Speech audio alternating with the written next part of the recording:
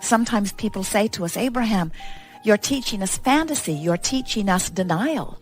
You're teaching us fabrication. You're teaching us fiction. And we say, we're teaching you to set your vibrational tone. Because when you set your vibrational tone to something that pleases you, the universe will yield to you something that pleases you. Sometimes people will say to us, but Abraham, should I not face reality?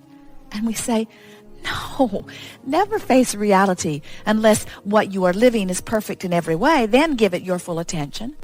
But what we would do is selectively sift. We would selectively sift through our reality, and we would focus mostly upon those things that please us.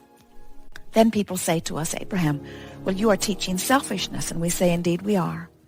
Because if you are not selfish enough to find vibrational harmony with Source, then you have nothing to give anyone else anyway.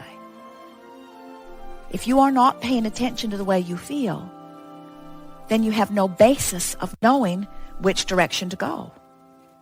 Sometimes physical beings get confused about which way to go because there are so many voices from outside of them that are calling them in different directions. And we say that has come about because you are accustomed to viewing the result of the way energy is flowed, the manifestations, rather than paying attention to how it feels as the energy flows through you.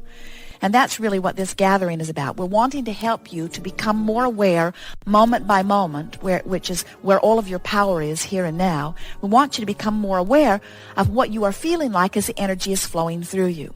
Because as you begin to pay attention to how the energy feels as it flows through you, now you have creative control of your physical experience. What many physical beings are doing is they are looking at the results of the manifestations and they say, these are good manifestations. We want more of them. We would vote for those. But these are bad manifestations. We want not these. We would not vote for these.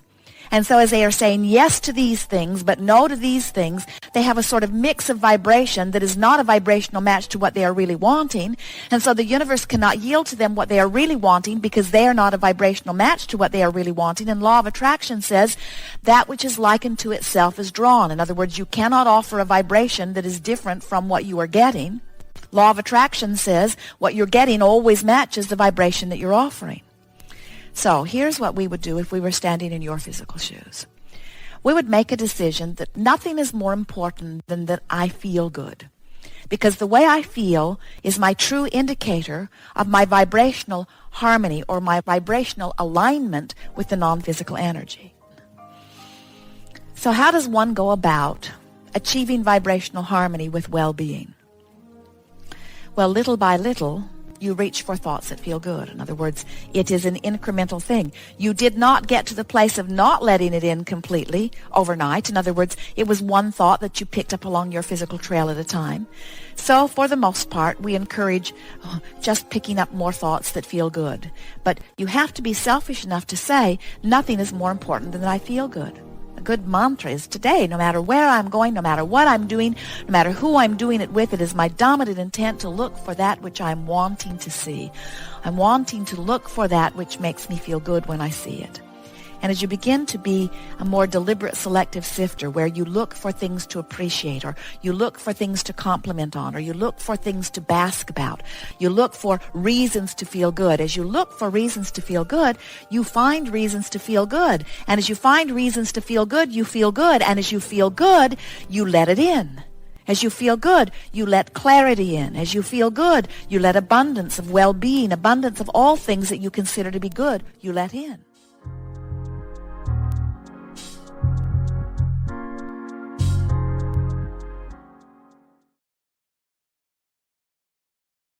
We have enjoyed this interaction immensely. We love unfulfilled desire because we know that we are not the only vortex through which your answers come. We know that you are connected to source energy and that you have the resources to discover the answer to any question or to discover the solution to every problem, because in the moment that your contrasting experience has given birth to a question or to a problem, the solution is right on the heels of it. The question that we want to put to you is, are you right now in vibrational alignment with the problem or with the solution? You can get so solution oriented that in the moment that you speed the problem into your future, you speed the solution right behind it, and you can be so in sync with the solution that you never even know that the problem occurred. You can change lanes before the accident happens.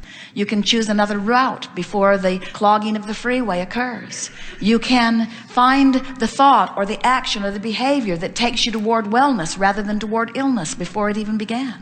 In other words, you're going to get so good at following your bliss that you will not be so upset when you stand in the moment of something being a little less than you want it to be, because you'll come to know that there is nothing that you cannot be or do or have. But friends, we really want you to hear us when we say, you don't want to be it or do it or have it all at once. Lighten up and relax and be easy and have fun and look for reasons to feel good.